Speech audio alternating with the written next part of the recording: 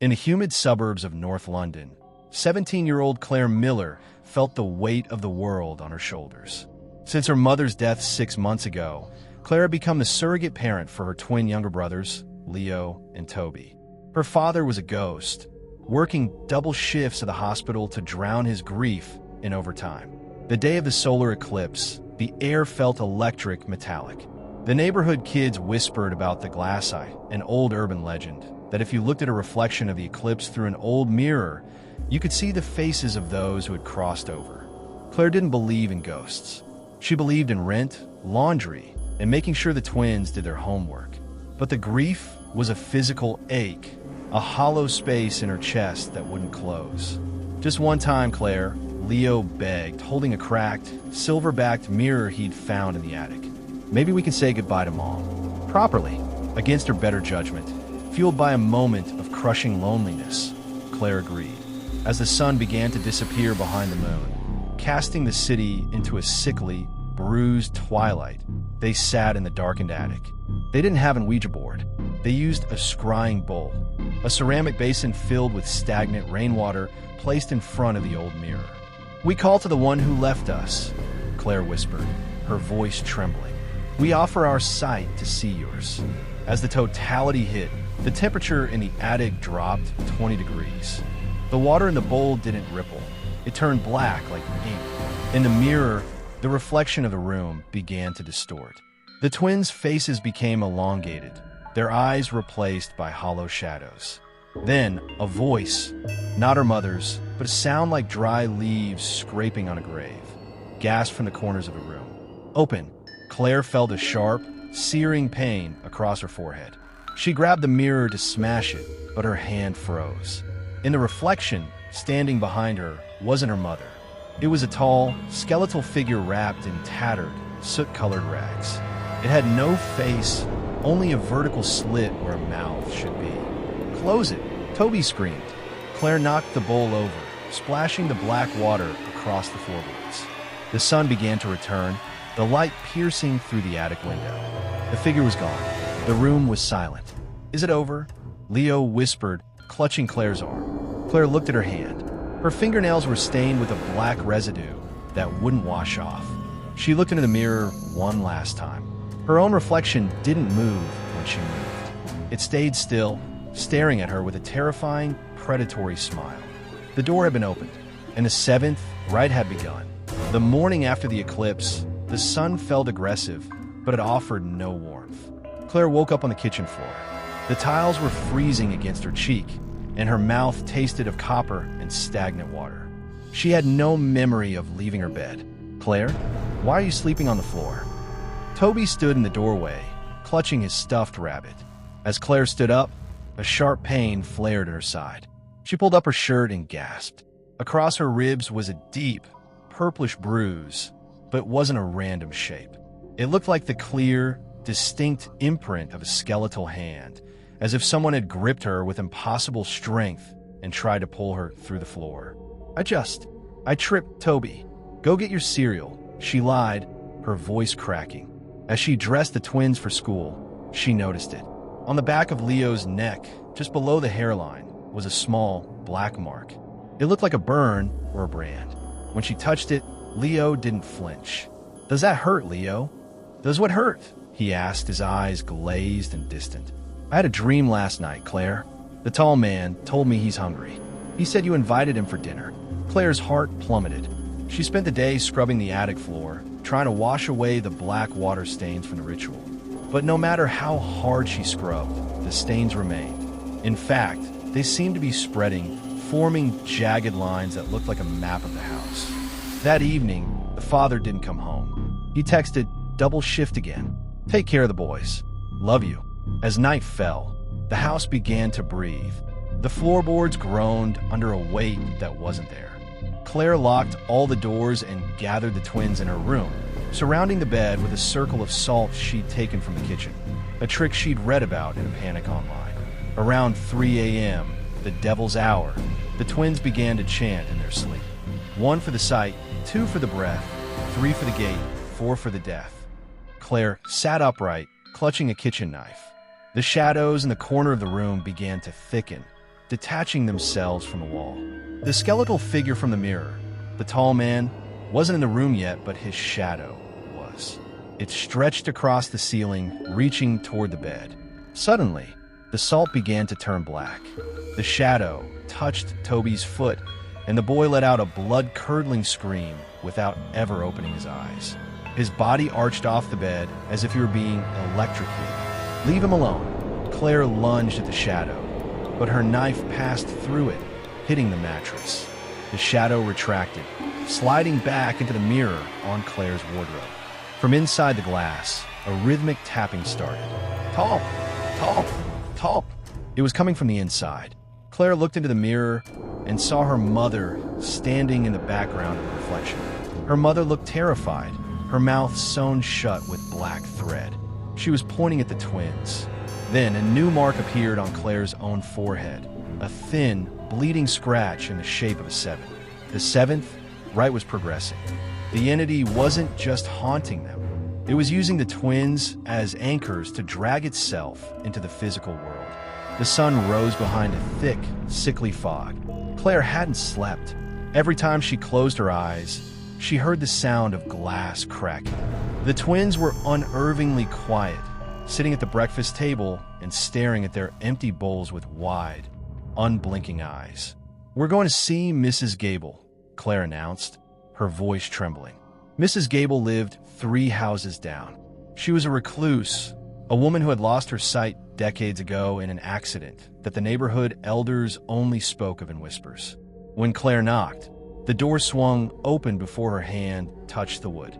The house smelled of stale incense and old newspaper. Mrs. Gable sat in a high-backed chair, her eyes covered by a heavy silk blindfold. "You smell of the eclipse, child," the old woman whispered. "And you smell of the soot from the mirror realm. We did something in the attic," Claire stammered. "Something followed us back. It's marking the boys." Mrs. Gable reached out, her thin, skeletal fingers finding the 7 scratch on Claire's forehead. She recoiled as if burned. "The 7thRite. You didn't just call a spirit. You opened the 7th gate. It's a door for the hungry ones, entities that were never human. They don't want your soul. They want your life force to build a body." "How do I stop it?" Claire begged. "You can't stop a rite that has already begun," Mrs. Gable said, her voice dropping to a chilling hiss. "The tall man is a parasitic weaver. He is weaving his spirit into your brother's nervous systems. By the time the moon completes its cycle, they will be gone, and he will be walking in their skin." Toby let out a small, whimpering sound. Mrs. Gable turned her blindfolded head toward him. "There is only one way to save the anchors," she continued. "The rite requires a vessel. It chose the twins because they are young and pure. To save them, you must perform the transfer. You must offer the entity a stronger vessel, one that can hold the darkness without shattering." "Me," Claire whispered. "I'll take it." "It's not that simple, Claire," Mrs. Gable warned. "If you take it, you aren't just possessed. You become a living cage. You will have to live the rest of your life in a waking sleep, fighting him for control of your own limbs. And if you lose, you will be the one who hurts them." Mrs. Gable handed Claire a small, iron key and a pouch of charbone dust. "Tonight, the tall man will come for the 3rd rite, the taking of the breath. He will try to suffocate the boys in their sleep. You must use the dust to draw the gate on your own chest. You must invite him in." As Claire left the house, she looked back.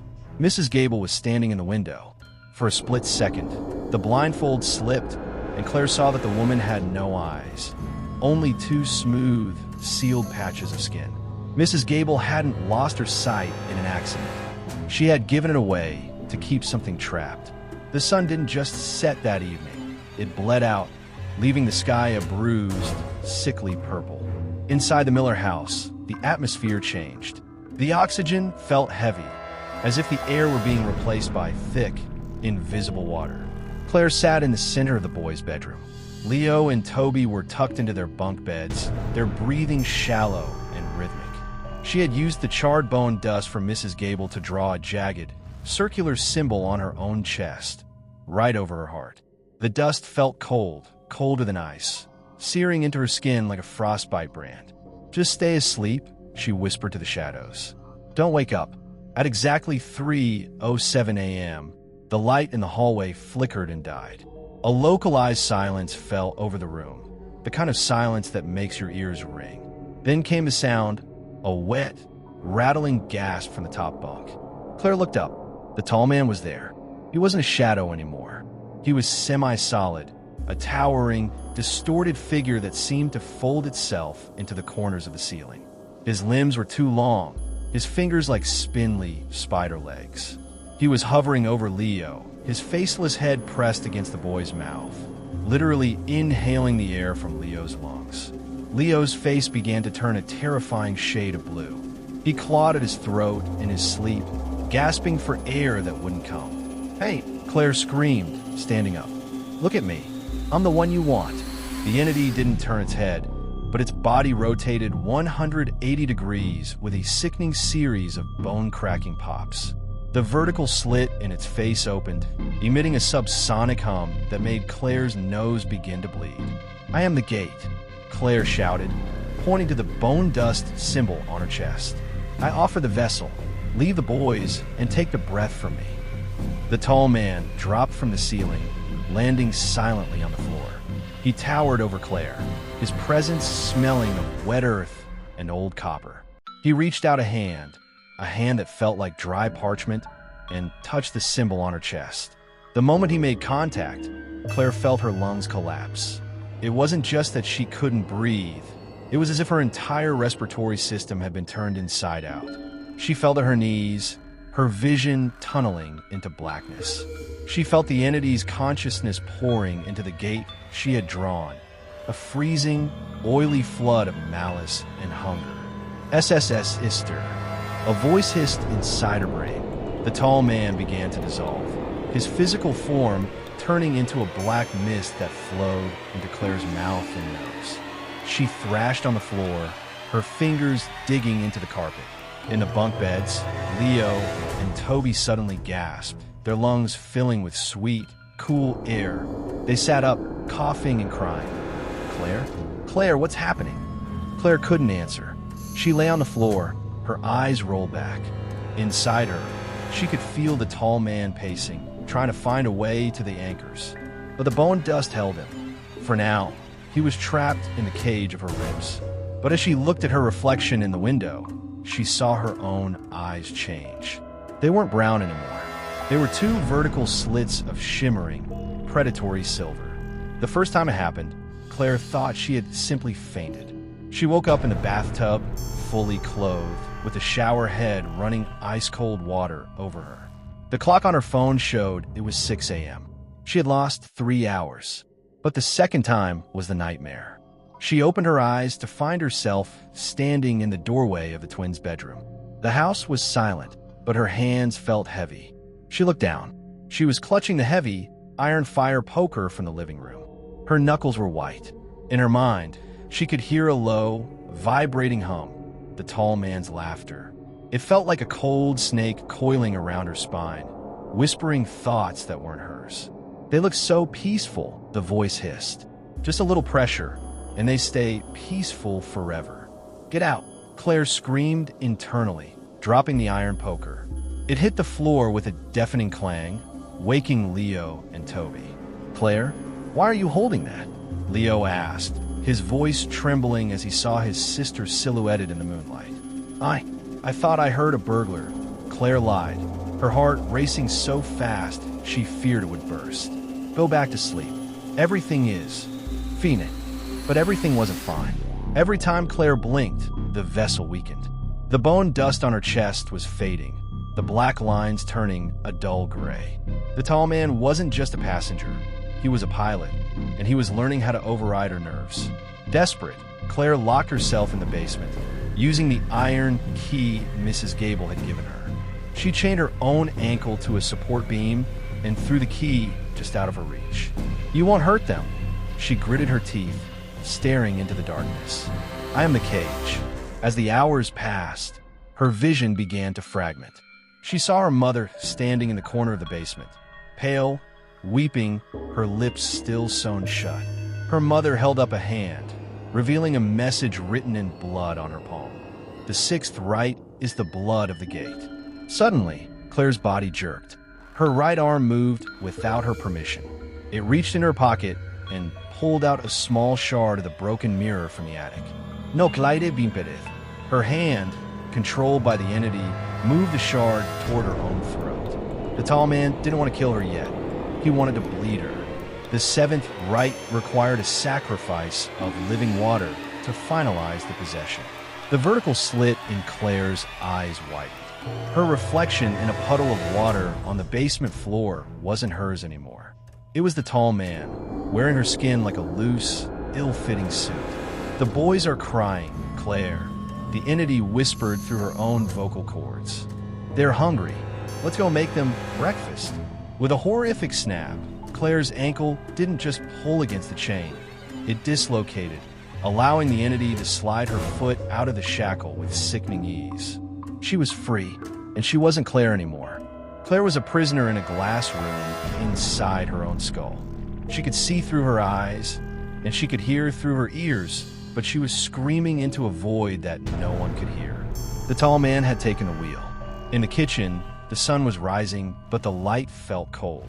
The entity, using Claire's hands, was moving with a terrifying, mechanical precision. He began to cook. He cracked eggs into a pan, but he didn't use a spatula. He reached into the sizzling grease with his bare fingers, flipping the food. Claire felt the searing heat, the skin on her fingertips blistering and blackening, but the entity didn't allow her body to flinch. The smell of burning flesh filled the small kitchen. Claire. Toby walked in, rubbing his eyes. What's that smell? Are you okay? The entity turned Claire's head slowly. Her neck made a sound like dry wood snapping. She flashed a smile that was too wide, her teeth bared like a predator's. Breakfast is ready, little anchor, the entity said. The voice was Claire's, but the cadence was wrong. It was rhythmic, like a funeral march. Eat. You need to be full for the harvest.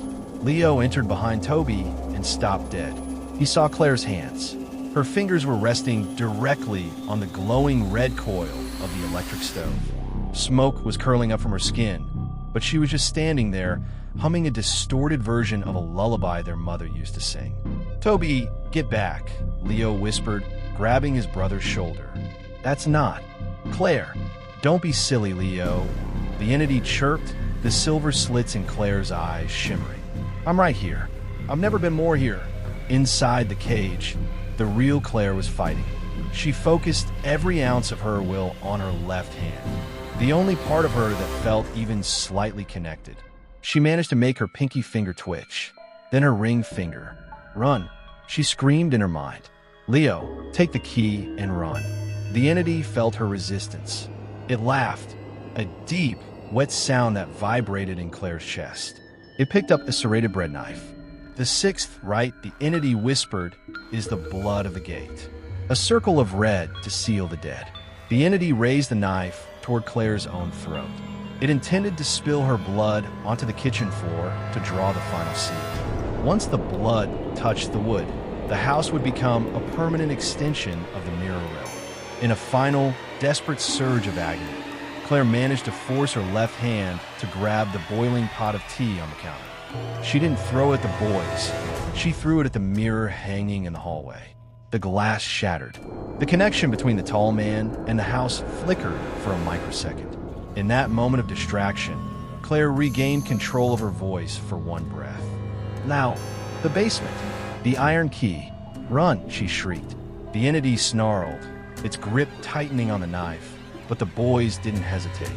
Leo grabbed Toby's hand and bolted toward the basement door, sliding into the dark just as Claire's body began to twitch and contort, the tall man reasserting his dominance with a roar of digital static. The basement door shuddered under the first blow of the axe. Crack! A splinter of wood flew into the darkness. Leo and Toby scrambled backward, hitting a stack of old cardboard boxes.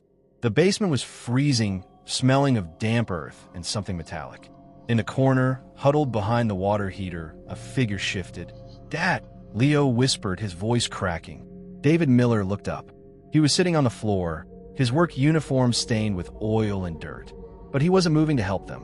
He was staring at the wall, his eyes wide and vacant, his hands rhythmically tapping against his knees. Talp! Talp! Talp! Dad, Claire's gone crazy. She's trying to kill us. Toby cried, reaching for his father's hand. David didn't look at them. She isn't crazy, Toby, he whispered, his voice sounding like it was coming from the bottom of a well. She's just finishing what your mother started. The silence, it's so loud, isn't it? I've been sitting here for hours, listening to the house talk. Thud, the axe bit deeper into the door. A pale, blistered hand, Claire's hand, reached through the jagged hole, feeling for the lock. Dad, get up. We have to go through the coal chute.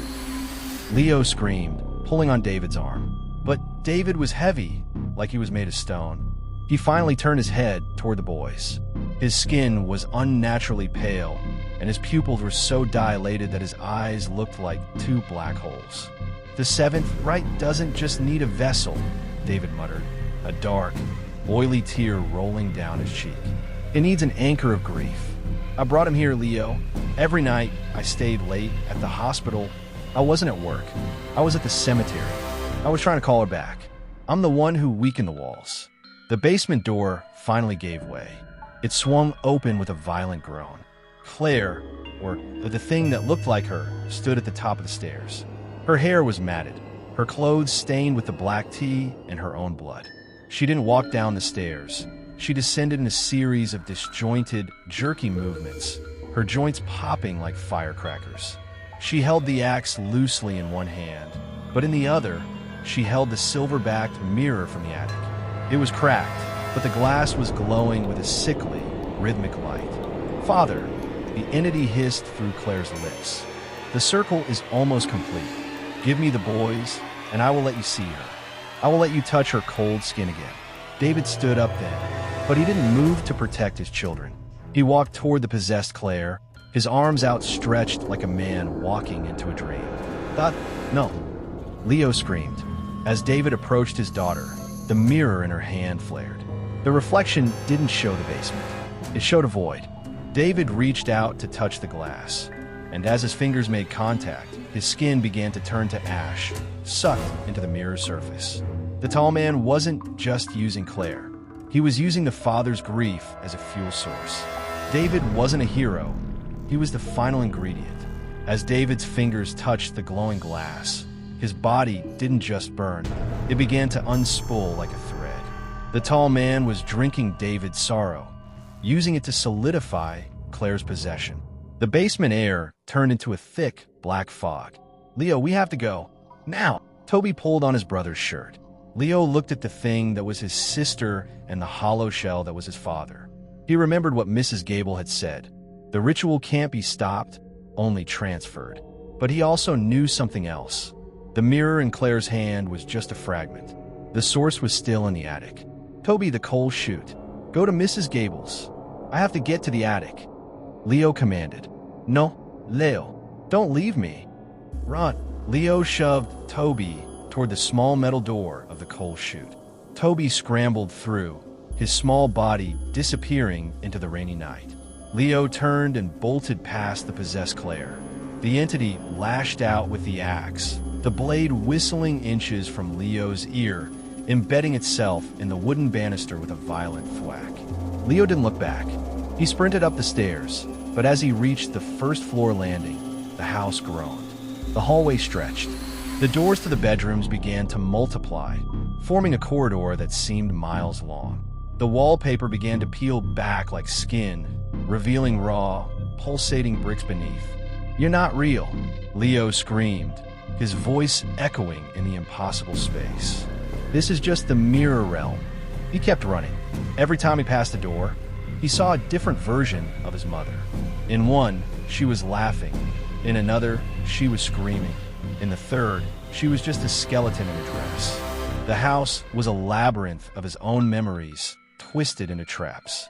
Finally, he reached the attic ladder. He scrambled up, his breath coming in ragged gasps. The attic was no longer a room. It was a cathedral of broken glass. Thousands of shards hovered in the air, spinning slowly. In the center sat the original mirror, the silver-backed glass from the Eclipse. It wasn't reflecting the room. It was a window into a gray, dead world where the tall man originated. Leo grabbed a heavy wooden stool to smash it, but the glass spoke. It didn't use words. It used his mother's voice, clear and sweet. "Leo, honey, put it down. If you break it, I'll never be able to come home. Don't you want to see me?" Leo froze. In the depths of the mirror, he saw her.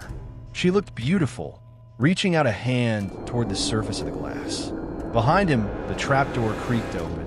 Claire's head appeared, her silver-slit eyes fixed on him. Her movements were no longer human. She crawled up the wall like an insect, the axe gripped in her teeth. "Break it," the Claire thing hissed, her voice overlapping with his mother's. "And you kill her forever." Leo stood paralyzed. The mother in the mirror was weeping now, her hand pressed against the glass from the other side. She looked so real. He could see the familiar freckles on her wrist and the gold wedding band he remembered her wearing. "Leo, please," she whispered.